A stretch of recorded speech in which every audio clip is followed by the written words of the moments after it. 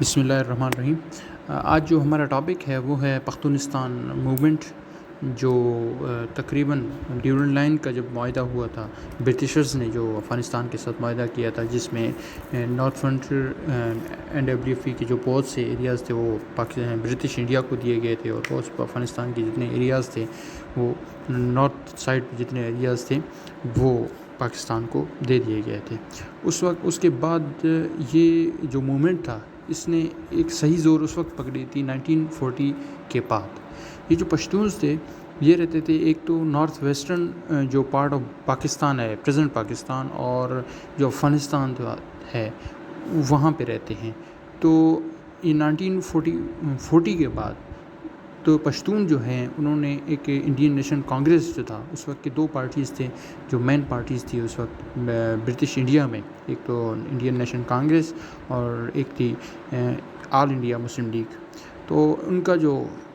Indian national Congress جو تھا ان کا ایک موٹیو یہ تھا کہ یونائٹڈ انڈیا، اور آل انڈیا مسلم لیگ کا جیسے موقف آپ سب کو پتہ ہے کہ سپریٹ انڈیپینڈنٹ اسٹیٹ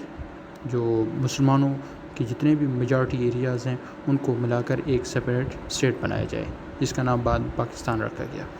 جتنے پشتون تھے انہوں نے انڈین نیشنل کانگریس جو تھا وہ جوائن کر لیا تھا۔ ان کے ایک لیڈر تھے باچا خان، انہوں نے ڈیمانڈ کیا تھا کہ ہمیں پختونستان چاہیے، ایک ایسا اسٹیٹ، ایک ایسا ملک چاہیے جس میں جتنے بھی پشتون میجارٹی ایریاز ہیں، جو بھی میجارٹی ایریاز ہیں برٹش انڈیا کے، ان سب کو ملا کر ہمیں ایک پختونستان، ایک اسٹیٹ چاہیے۔ جو AIML تھا، آل انڈیا مسلم لیگ، ان کا یہ ڈیمانڈ تھا کہ پاکستان ایک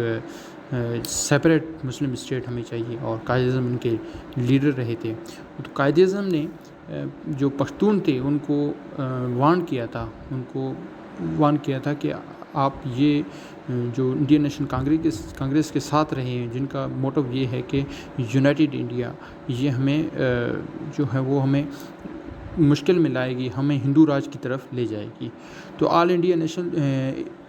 انڈین نیشنل کانگریس جو تھی 1946 میں، کیونکہ یہ جو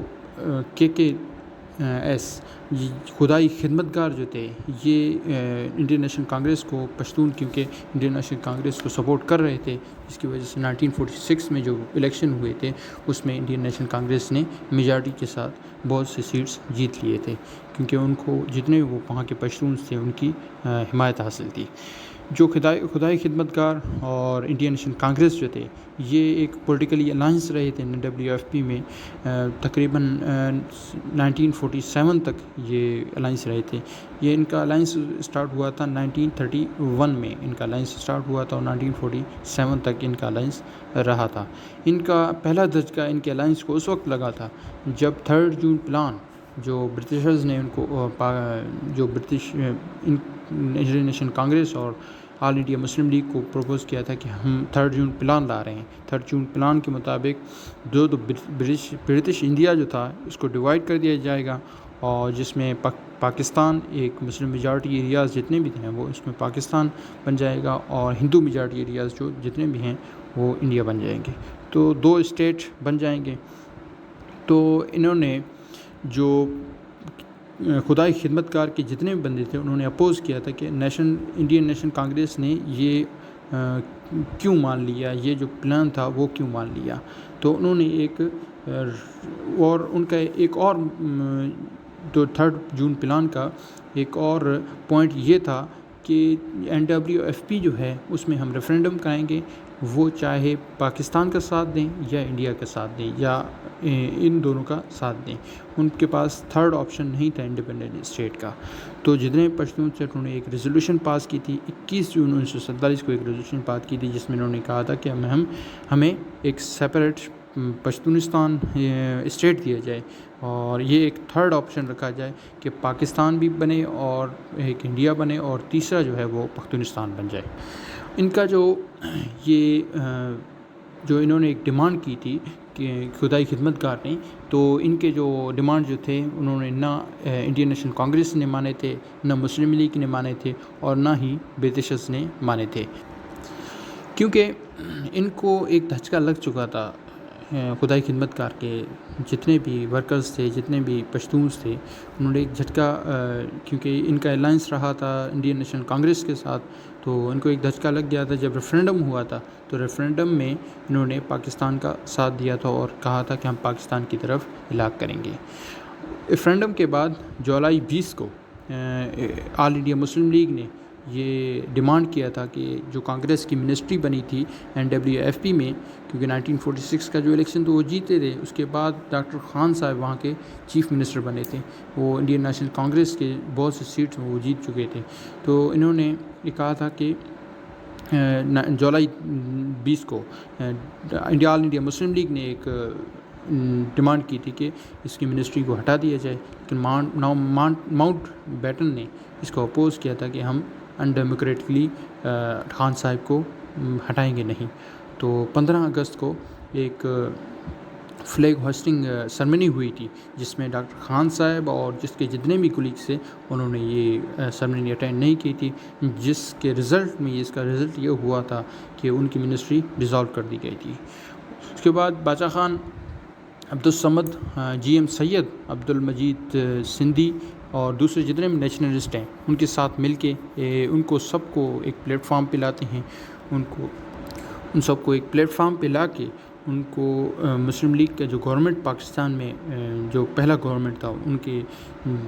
جتنے بھی ایکسیسو تھے، ان کے زیادتیاں تھیں، ان کے خلاف ایک پلیٹ فارم پہ لایا تھا باچا خان نے. اور 8 مئی 1948 کو انہوں نے ایک پولیٹیکل پارٹی بنائی تھی جس کا نام رکھا گیا تھا پاکستان پیپلز پارٹی، اور ان کے پریزیڈنٹ جو باچا خان رہے تھے اور GM سید جو تھے وہ secretary of Pakistan Peoples Party رہے تھے. یہ پہلا پارٹی پاکستان پیپل پارٹی پہلا پارٹی تھا مسلم لیگ کے بعد جو پاکستان میں بنی تھی. اس کی ممبرشپ جو تھی وہ سب کے لیے الاؤڈ کر دی گئی تھی. PMS نون جو ہے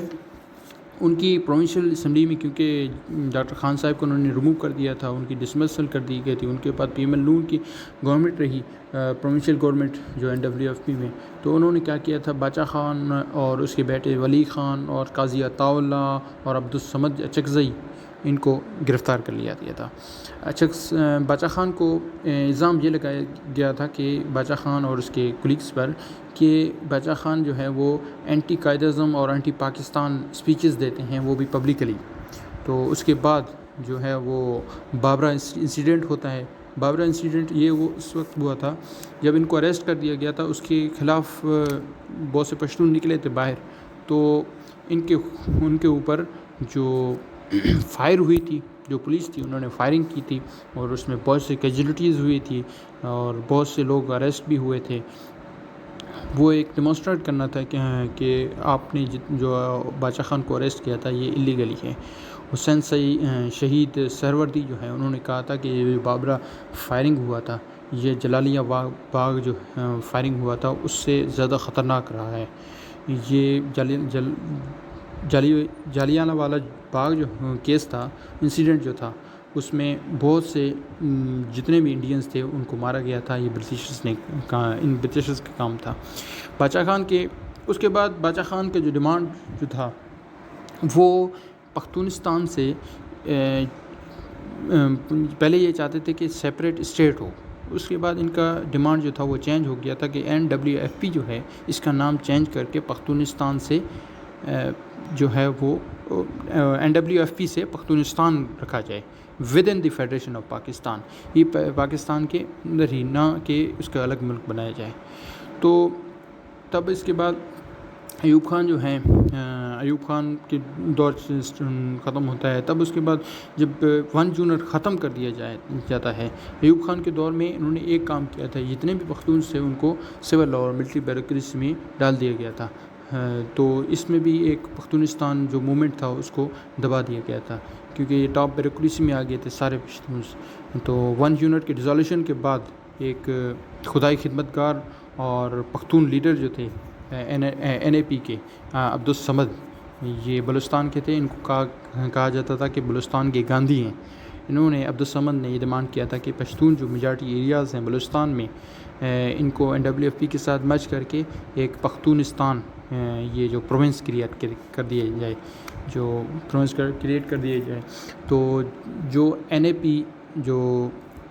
پارٹی تھی عبدالصمد جو چلا رہے تھے، وہ لیڈر تھے بلوچستان میں، ان کے خلاف، کیونکہ NAP میں بلوچ گروپ بھی تھا، بہت سے بلوچ بھی وہاں پہ موجود اس NAP کے حصہ تھے، تو انہوں نے اس کی مخالفت کی تھی کہ آپ کیوں بہت سے جتنے بھی بلوچستان کے ایریاز ہیں، میجورٹی ایریاز پشتون ایریا، ان کو کیوں NWFP میں مرج کرنا چاہتے ہیں اور ایک نیا پروونس بنانا چاہتے ہیں. تو اس کی وجہ سے 2 گروپ بن گئے تھے NAP کے، جس میں ایک بلوچ گروپ رہا تھا اور ایک پختون گروپ. جو پختون گروپ تھا اس کو عبدالصمد جو تھے، وہ عبدالصمد اچکزئی، جس کا نام میں لے چکا ہوں، یہ لیڈ کر رہے تھے، اور بلوچ گروپ جو تھا ان کو لیڈ کر رہے تھے خیر بخش مری. جو سینٹرل بورڈ جو تھا NAP کا، جو NWFP کا، انہوں نے جو بلوچ گروپ تھا اس کو آفیشیل برانچ قرار دیا تھا بلوچستان میں، جس کی وہ خلاف ورزی کی تھی عبدالصمد نے عبدالولی کے خلاف ہو گئے تھے، اور انہوں نے ایک نئی پارٹی بنائی تھی جس کا نام انہوں نے رکھا تھا پختونخوا ملی عوامی پارٹی. ذوالفقار علی بھٹو کے دور میں عبدالولی خان اور اس کے جتنے بھی گلیگس تھے ان کو اگین باچا خان کو بھی اریسٹ کر دیا گیا تھا. اس کے بعد ولی خان کو دوبارہ ذوالفقار علی بھٹو کے دور میں انڈر دا آرٹیکل 6 آف 1973 جو سنگین غداری کا جس پہ الزام لگتا ہے، تو اس کے تحت اس کو اریسٹ کر دیا گیا تھا، پابند سلاسل کر دیا گیا تھا. اس پہ مین چارجز جو ولی خان پہ لگے تھے وہ یہ تھے کہ یہ ایک انڈیپینڈنٹ پشتونستان چاہتے ہیں، ایک with in the federation, out side the federation of Pakistan سے باہر ایک ملک بنانا چاہتے ہیں. اس کا نام تھا وہ یہ پشتونستان بنانا چاہتے ہیں. جب ذوالفقار علی بھٹو کی جو حکومت ہے وہ ختم کر دی جاتی ہے، جنرل ضیاء الحق جو ہیں وہ مارشل لا لگا کر قابض ہو جاتے ہیں حکومت پر، ایک ڈکٹیٹرشپ دوبارہ آ جاتی ہے، تو جنرل ضیاء الحق جو ہیں وہ اس کیس کو جو ہیں وہ ایبالش نہیں کرتے، ختم نہیں کرتے. تو اس کے بعد جب یہ کیس جاری رہتا ہے سپریم کورٹ میں، تو 3 ججز جو ہیں وہ انکوائری کرنے کے بعد جو ولی خان جو ہے ان کو بیل دے دیتے ہیں اور ان کو ریلیز کر دیتے ہیں. ولی خان جو ہے انہوں نے پروپوز کیا تھا ایک خط لکھتے ہیں جنرل ضیاء الحق کو، جس میں یہ کہتے ہیں کہ پختونستان، آپ کہتے ہیں کہ پختونستان جو نام ہے یہ ٹھیک نہیں ہے، تو انہوں نے نام کی تجویز کیا تھا کہ آپ پختونخوا رکھ دیں، پختونستان نہ رکھیں. انہوں نے جنرل ضیاء الحق کو ایک خط لکھا تھا. اس کے بعد جنرل ضیاء الحق کی بھی ڈیتھ ہو جاتی ہے، لیکن یہ